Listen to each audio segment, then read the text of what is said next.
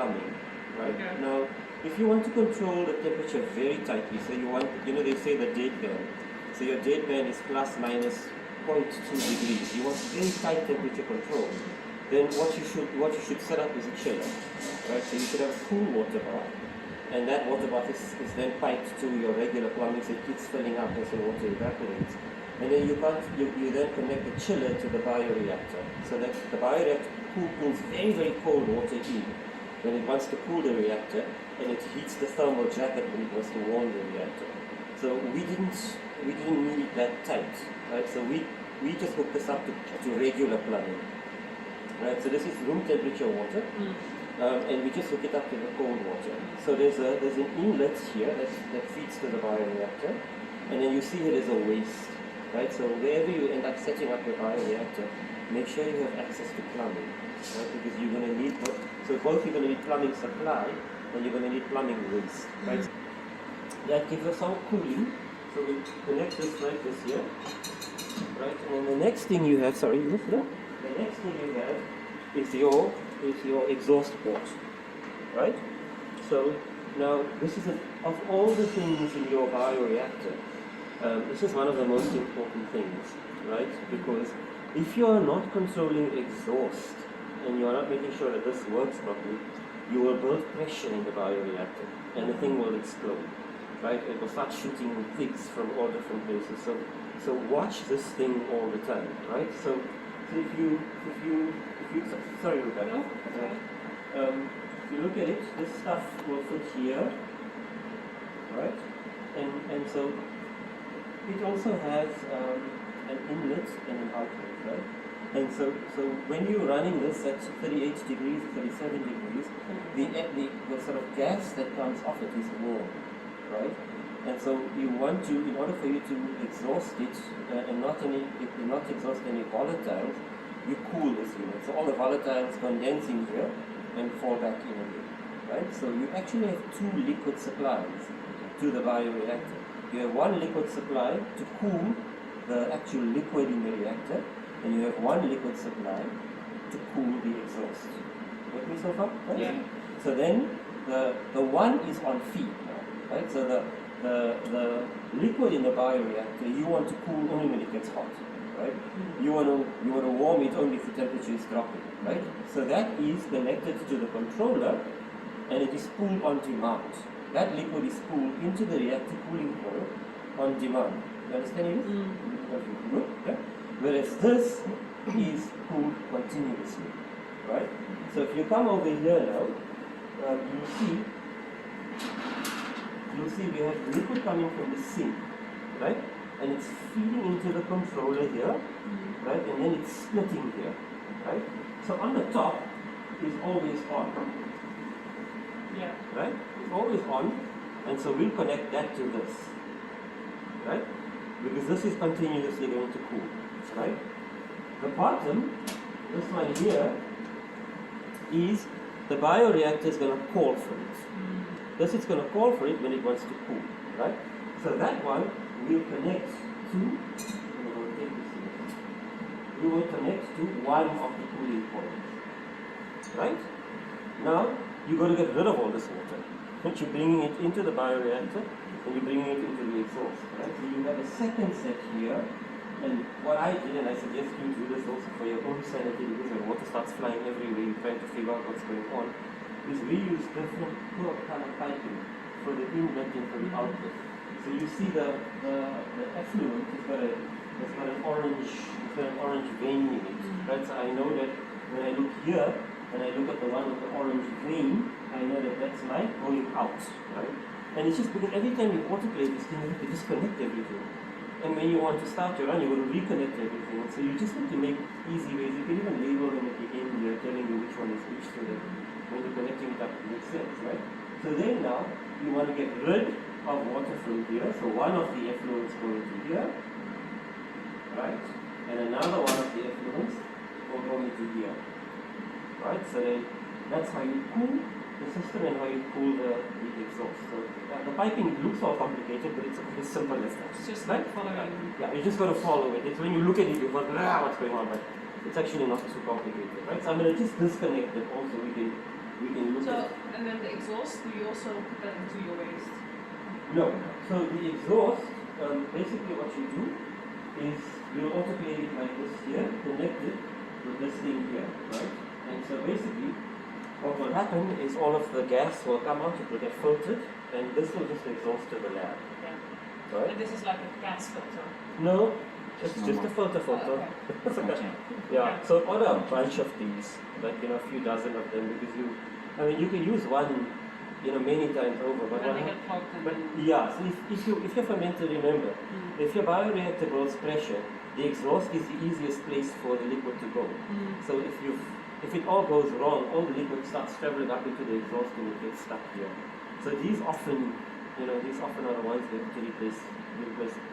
If the fermentation is going wrong, you have to replace them quite often. Right? So all of that is relatively simple, right? Back here. So now to your question again around the sample port. Right? So let me connect it for you. So I did change it. So if you look here, right? So the ring sparger, do you see it? See, yeah. The tiny little rings there, right? That we're going to connect to the oxygen or to the compressed air, right? And that I'll show you where that comes from. But let's just talk about sampling now, right? So There's like this one with the hole. yeah, here you go. Yeah. So do you see that? That's quite. Will that work? It looks like water. It's certainly, it could work. It'll work. That's definitely. Unless they're really big clumps, but... Yeah, this like greater than Yeah. 3 So there is a millimeters. thinner one. This is the thicker one. No, that's good. That'll work. So if you look, that comes out onto here, right? And so the way that works, let's put it back on again. The way that works is let's follow it again. It's this one, right? Yeah. Is we connect.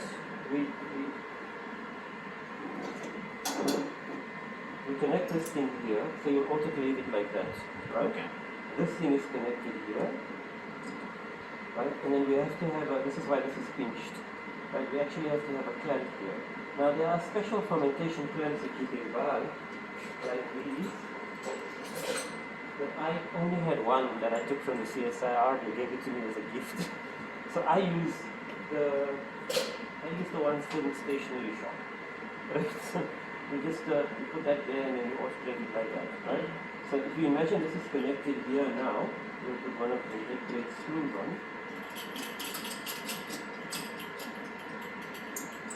So what about like those blue, those ones that will not be strong enough? See, it's got to go in the autoclave and come out. Okay. As long as it's autoclavable, that's fine. You can try it, right? And then basically you sample like this. You just pull through, and then liquid will flow into this thing here, and then you push back again, and that will push any liquid that's in the feed line back into the bioreactor, right? And then this thing just screws off, and then you put another one on again, right? And then when you're done cooking, how I used to do it at the CSIR, is you pull this thing off, right? And let's say you lift the ring sparger out, and then the whole system blows pressure, and all the liquid just moves through here. Okay. And you can hook this onto what you were saying, tangential filtration device or whatever it is, right? So it's very easily modifiable, right? Okay, so that's the sampling. Now the remaining two. Sorry, Yeah. but because you're now putting things in and out, like how do you make sure this all stays sterile when you sample things? Because here there's a connector, right? Yeah. So usually here they are.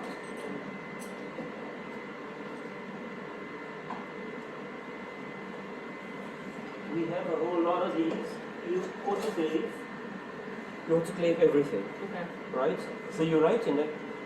You're going to open this and quickly replace it with another sterile one. Yeah. Then you're going to take the sterile lid from the one that you're replacing and cover it on the one that you're sampling. But that's 1 or 2 That's seconds good, when you're yeah. doing the switch. Okay. That's like if you're going to get something in there, you're going to get something in there. Yeah. But remember, it shouldn't feed into the bioreactor, right? So Because take you're always outside. pulling out. Yeah. So, yeah. Okay? Right. Then the next thing is dissolved oxygen probe, right? So we have a metal Toledo one, and basically every time you do the bioreactor setup, you open this thing here, you fill a bit of electrolyte in, and you've got the electrolyte, and you stick it in, right? And that's about all. You calibrate that only after you've done the autoclaving, right? And it's just really simple. You put it in, and you screw it on, right? And then over here we have a pH probe, and it's just like your regular pH probe that you have on your pH meters, right? And so here you just, I'm not going to take it off now. When we do it, we'll take it off, right? But you take this lid off.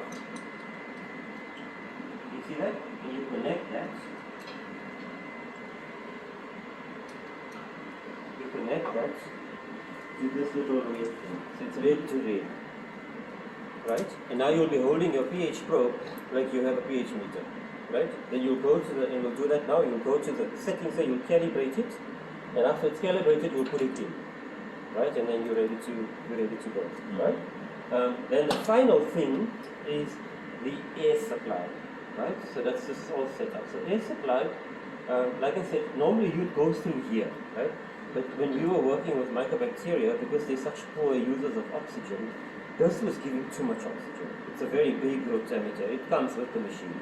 So we bought this separate small one, right?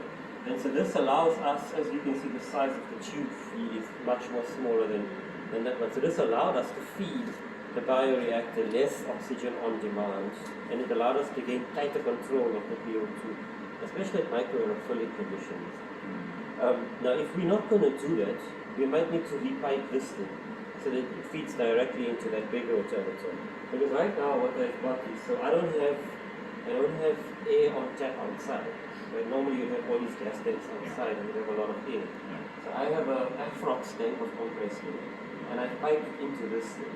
Right? And so maybe you want to start with this thing and it's full blast or whatever, but I can't have a sense of it until you tell me, it's not giving you enough oxygen. Then maybe we pipe it into. We might just want to repipe it into that thing because.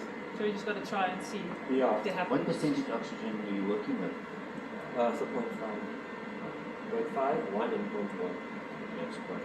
Yeah, they were very tight to control. It was very difficult. So this, you need to be with C1.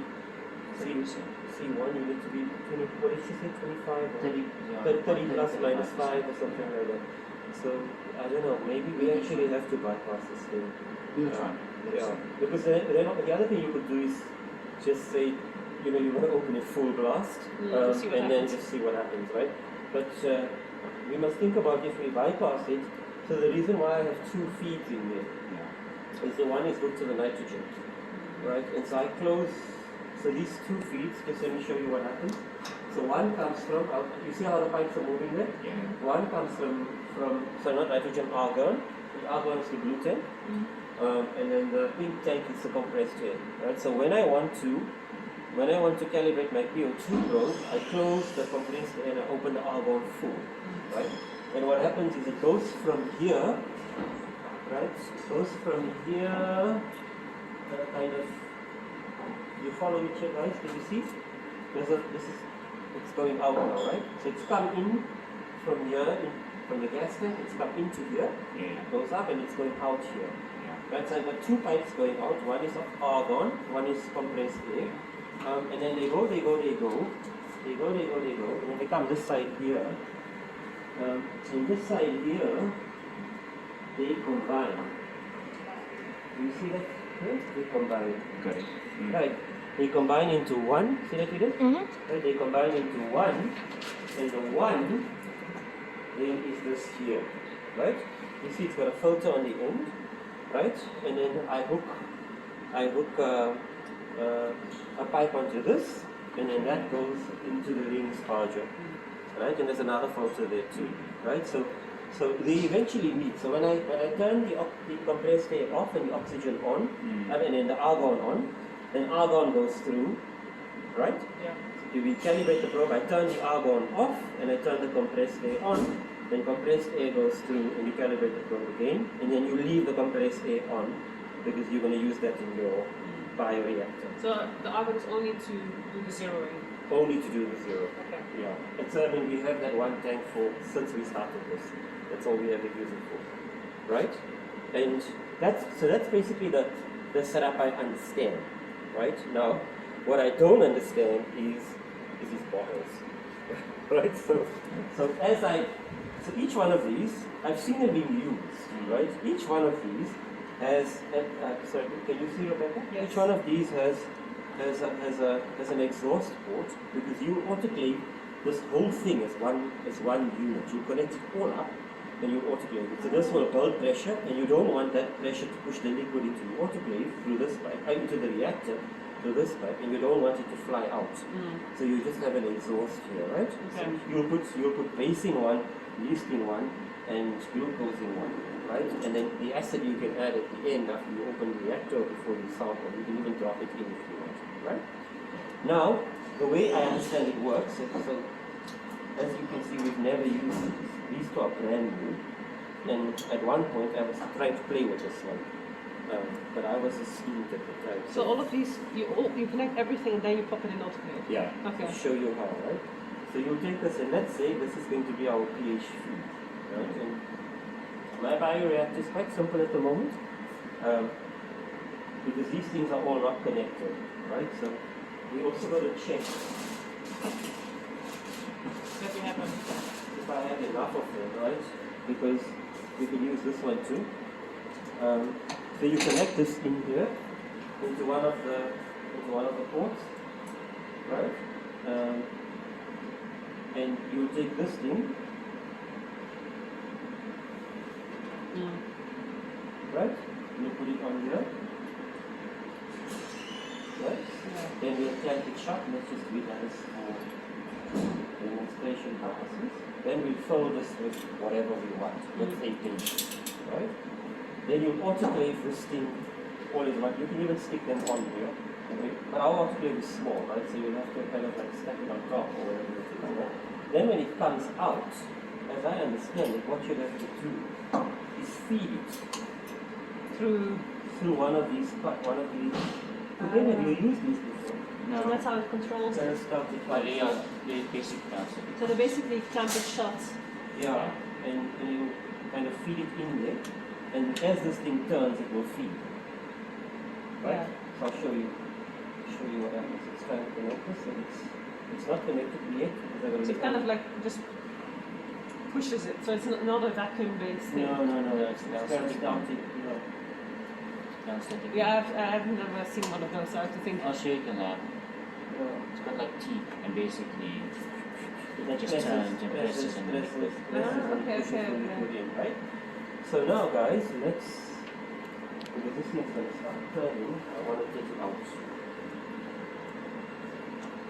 Agitation.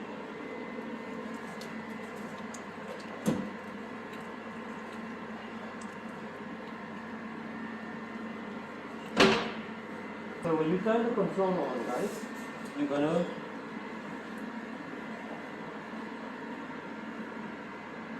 So Edith and I are trying to find the software for this thing.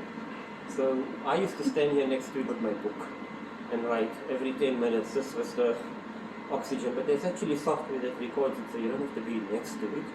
But we don't have that, right? I had a hardcore supervisor who would just stand at your book, right? So You just hook a camera up that keeps recording. even that works. I'm sure it's a good idea. Yeah, you just want something to be able to record what's going on, right? So now if you look, right, this is turning. Right, so if I had it hooked onto this thing, it would be turning it. It would be turning it, right? So let's go through all of these things, right? So temperature now is set to auto. So what you'll find already is this. Put your hand here. It's starting to warm up. Put it here, Peter. You see that? It's starting to warm up. Right. So let's go in here. What's this port? I thought it was for the jacket. The jacket temperature control. Yeah, that's what I Maybe thought. disconnected to the heater. So maybe it just.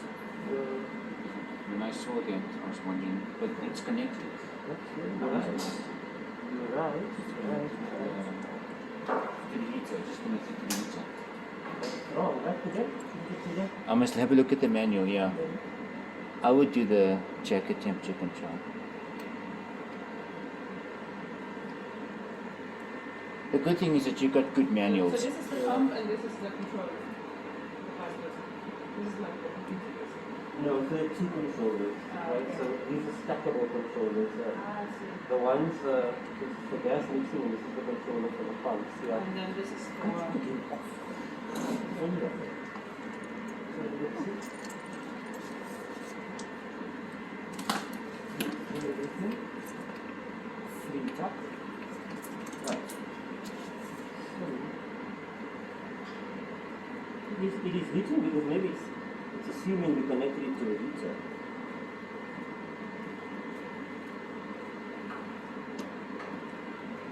Right. But Yeah. the port looks right. So maybe that's you That's know what? another No, you know what? thing. It's okay.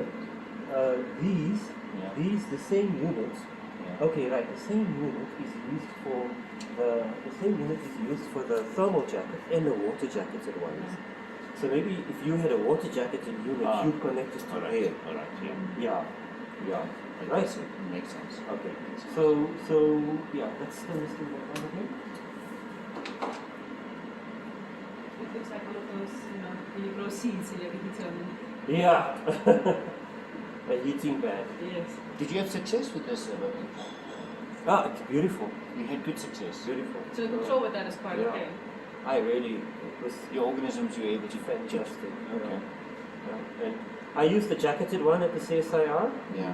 I must admit I couldn't tell the difference, but this is very So as nice. long as your cooling is okay, So, that will be fine, right? but I mean success with your experiments and Yeah. organism. Okay. very nice. Yeah. But as I say, you know what I like. So you'll see when you handle a water jacketed vessel, it's heavier. It just looks so delicate because the inner layer is thinner. And you're taking it and you're putting it out of the autoclave and you're slapping it around and you're like, I don't know. So that's basically double what it's Yeah, and then yeah. that's okay. Yeah. And it's got little spouts, right? And you've got to be careful you don't break the spout because the spout is made of water too. I mean, of glass too, and and so lots of the ones at the CSR, the spouts were chipped. I agree. Then you try to put this thing onto the spout and it cuts the pipe, And so It's scary. yeah, it's like, so let's just go into this thing here. And you see, say in each one of these, you'll have the temperature, agitation, these are your pumps, pH, dissolved oxygen, and if you had another probe, right? So there's a manual probe that you can use for oxygen. Okay. Cool. So the first one will go into temperature, right? And so basically this is where you'll say, sorry, maybe you want to come around Yeah. this side, Rebecca. So you'll say, your set point is kind of what do you want it at, right? So this is the temperatures at 21 degrees. So I'm just going to now say, like, let's leave it, let's say 20, right? And so that it stops heating, right? So it's turned the heater off now because it's already hot and it's big because it's calling for water.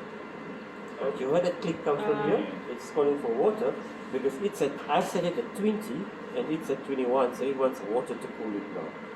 Right? So then if we go in there again and we say set point 25, right? It will stop calling for water and it will turn on the jacket, right? So also you can, this just tells you like How high? what is the maximum you should allow it to go and what is the minimum you should allow it to go, right? So those are very useful parameters for like you don't want it to boil, like you don't want it to, if something goes wrong, let's say there's a feedback loop or this becomes loose, so it starts to mislead, so Then always, it just stops everything. or it says, hang on, like a good example I was explaining to Edith yesterday is CO2 control, right? So the way you control the amount of oxygen in the liquid is you add oxygen to the liquid, but you also spin, because the spinning breaks the oxygen into bubbles, and then bubbles get absorbed into the liquid. Now let's say the tank runs out, right? And you're not here, it ran out at 1 o'clock in the morning. Now the thing is calling for oxygen, and there's no oxygen coming from the tank, so what it's going to do is it's going to say, I'm going to try and spin faster to get the oxygen higher, right? It will spin, but if you don't start giving it oxygen, it just keeps spinning, right? Now, it will spin to its maximum capacity and burn out by the time you come back to the lab, if you don't say, don't go beyond 500 RPM, right? So you learn this as you do it, right? Well, after you do your first fermentation, you will say, I never went beyond 600, right? So you set the max to 650 or something, right? So that the thing doesn't, when your back is turned, the thing doesn't go ape, right? Yeah, and it doesn't like kill all your stuff. Yeah. So then, like we go back here. So agitation now. So you have two options here, right? So agitation, you can just set it, right? You say, I want it to spin at whatever, now it's spinning at 100 RPM if you look at it. But you can say, no, I want to link the agitation to my oxygen. So it must turn relative to the amount of oxygen I have. If I don't have enough oxygen, it must spin faster. If my oxygen starts climbing, it must spin slower, right? So then you go to control, and you can say control. So you can say either off or auto, and that sets it to cascade control, right? And you do that also with oxygen, right? And then you set a max. Yeah. So then you can go here also low and high. So you say the maximum you're allowed to go, the minimum you're allowed to go, and you can set its set point also, 1%, 25%, 30%, right? Now if we keep going, right? So these are I'm going to have to come back to these, right? I'll tell you how I think I understand them because I've never used them, right? So pH is exactly the same.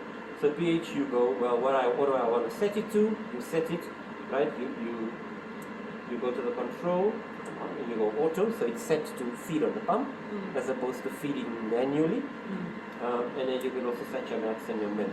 But the pH also has this calibrate bit too, right? Where you can set it up outside of auto gradient, right?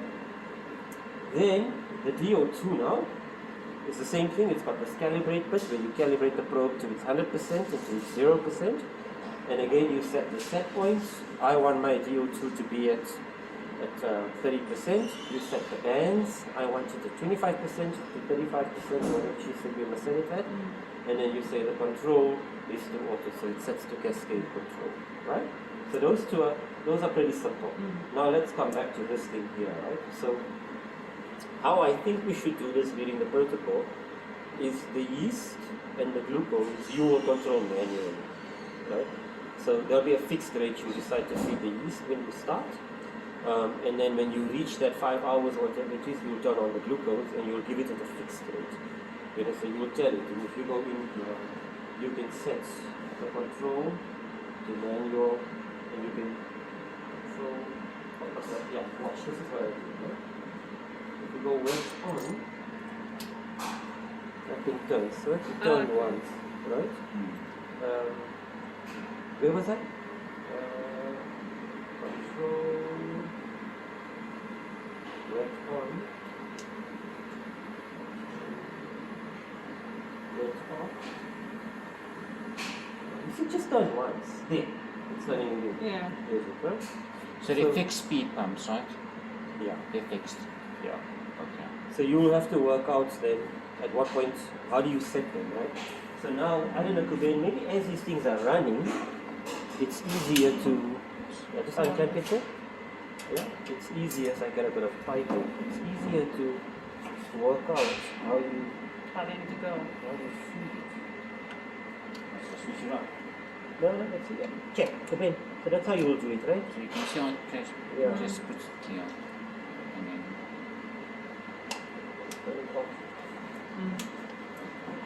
So if you at some point you decide this thing, you know, you're doing your fermentation, and this thing is misbehaving horribly like it's doing now. You've got this thing here,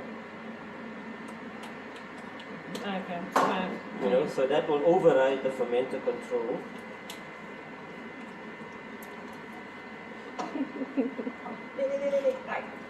Okay. Well, it needs to go in the clamp up and bottom. Yeah. There we go. and then you should, and then you'll clamp it there. But I know what to do, so Yeah. we'll have to work it out. So they want It's it quite a advanced slow, plumbing, basically. yeah, they want it quite a slow speed, so we'll see. But it doesn't So- seem to be spinning, moving too fast. Yeah. So then the question then also is, Yeah. Can you make it slower or not? No, that's why it's fixed speed. It's fixed speed, fixed speed. But it needs to be clamped in properly. yeah, so something like that. Yeah. So we just gotta play with that and see if we can get it to. Sorry. No, let's see. So, I mean, you know as much as I do. So I would say that the control will have to be on wet on, right? So wet on means like I'm calling it when I want it, right? So one of these pumps you can set to anti-foam, right? And so then it will turn it on because in addition to all of these things, I've never used it, but it is apparently a foam probe, Okay. right? So here's our temperature probe. Right? Sorry, I should have just explained this to you. This is a very basic temperature probe, and it goes into this thing that's it just sits there. Right? Yeah. You take it out, you want to play it, and then it comes right, you just put it in and it sits there. Right? But let's check. Let me see again. So it actually takes a while before it's all like set to like the pH is balance. It's supposed to be markers that just take a few hours after the autoclave before you put it inoculate. Okay. So So you basically add the medium and everything and leave it to do its thing and then inoculate right again. So did you notice ever that when you inoculate you get contaminants? Because obviously then you have to open up things. I beg your pardon? Well, because when you inoculate, then so you when open I things up, inoculate, right? yeah, what I do know. So normally, the way we used to, Or you pop it in here. you would inoculate at the CSIR, is you inoculate through a port. Right? Okay. You had a port. It had a pipe, and then that pipe fitted into a lock, and then that lock locked into another pipe that was fitted into the vessel in which you had your inoculant. And then you join the two pipes together, and then it's called a swage lock system. Okay, so it's locked until you push it together. So, okay. so we didn't have any of that. What I do is I used to open this bolt and then just pour the inoculant in with the pipette. Okay. So you could do it because you need very little, right? As I understand it, you will need about 30 ml of inoculant in 1.5 liters. So you get a 25 ml pipette that's got the extra 5 ml. You pull out the whole 30 ml, you just open this little clips and you go in, right? It's as I say, we've never used the pH control before, right? So we've got this one port, but we need more, right, for this? Because you need one for pH, one for base, right? And then you're going to need one for yeast and one for glucose. So we need 3 like this.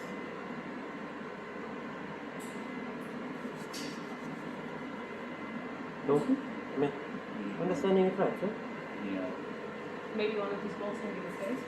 So you've got a few empty ports. So you've got a few of that, which is I got big ones, yeah, but I need this. You need that. I don't really get this.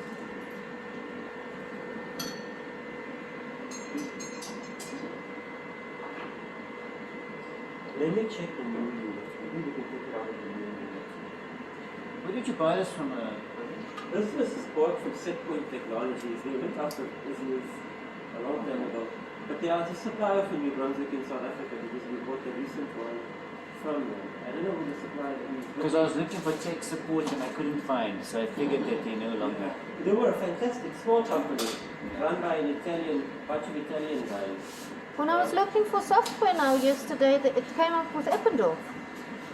Oh right, Eppendorf. So Eppendorf is supplying them now.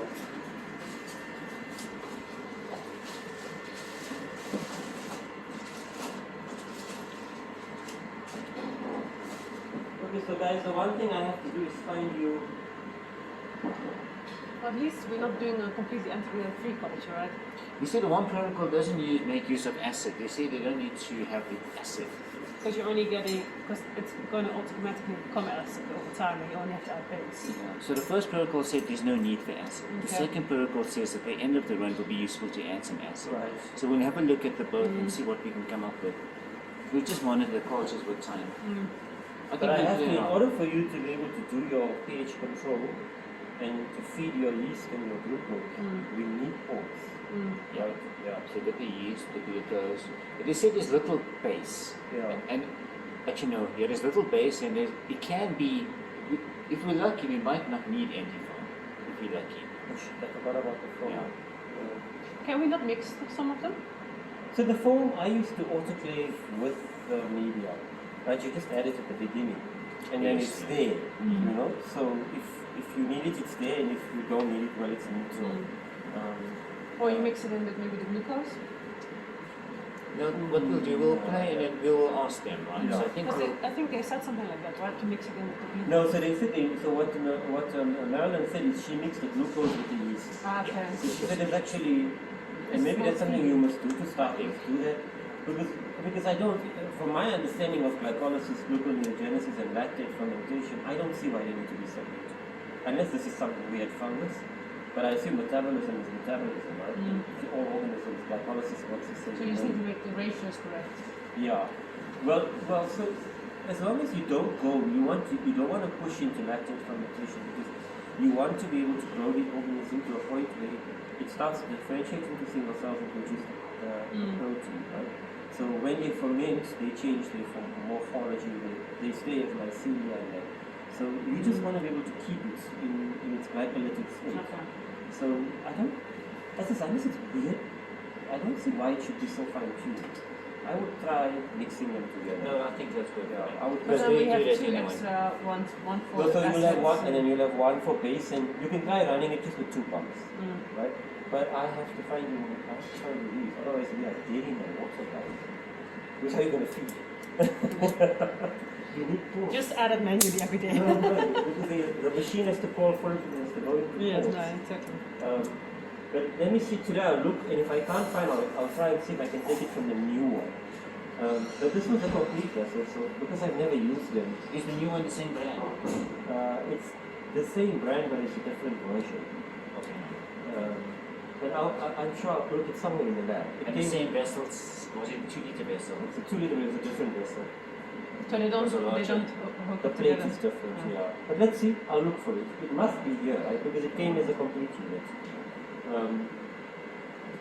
Just everything was in this box, but I'll have a look. Maybe in one of the drawers. Yeah.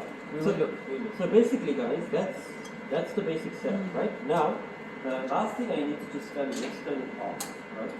Is once you have your probes and everything calibrated, you have this thing attached, these bottles attached, right? We usually take one of these, right? And you put it over here.